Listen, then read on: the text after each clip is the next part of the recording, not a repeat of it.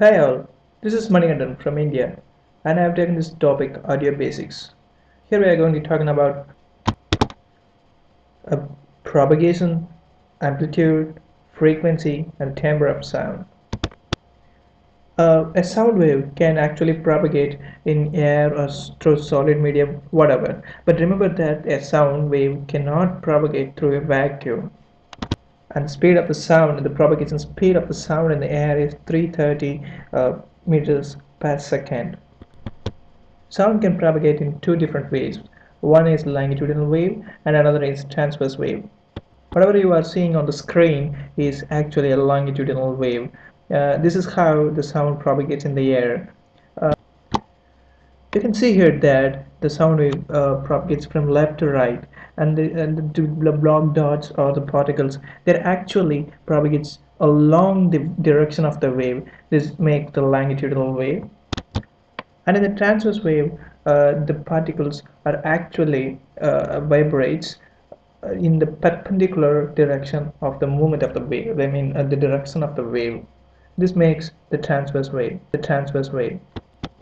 Fortunately, our brain has an immense power of detecting the propagation of the sound, either it comes from the source from the right or from the left.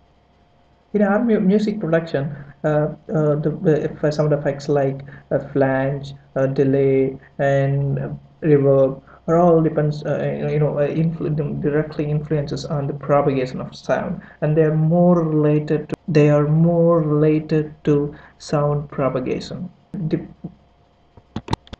The speed of sound differs from where in which medium it travels actually.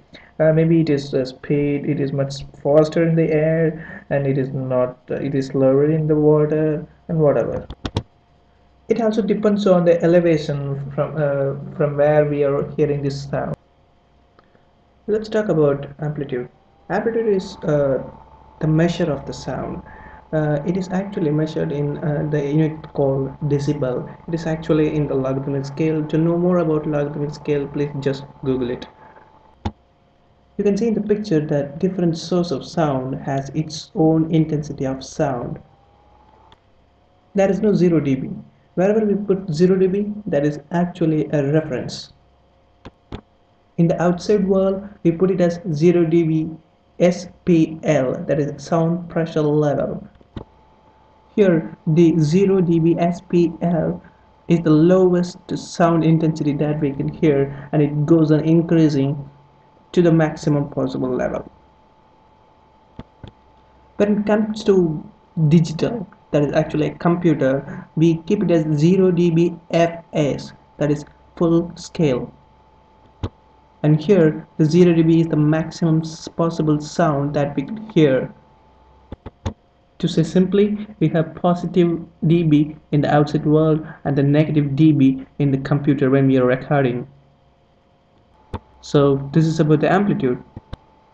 Next we talk about the property of frequency. It is defined as how often a particular amplitude of the sound appears over a period of seconds. As you can see in the picture that for a higher frequency wave, the particular amplitude may appear for maybe for 10 times per second, but for a low frequency it will appear 2 times. This very frequency is often measured in the unit called hertz. Hertz is actually 1 cycle per second. Normally our human hearing ranges from 20 hertz to 20,000 hertz. Normally we denote it as 20 to 20k hertz. People like us will never hear this 20 kilohertz. Maybe a child can hear, but as they grow up, they lose the capability of hearing the higher end. Generally, women can hear a wider range of frequency than men. Frequency often relates to the pitch of an instrument played or vocal, whatever it is.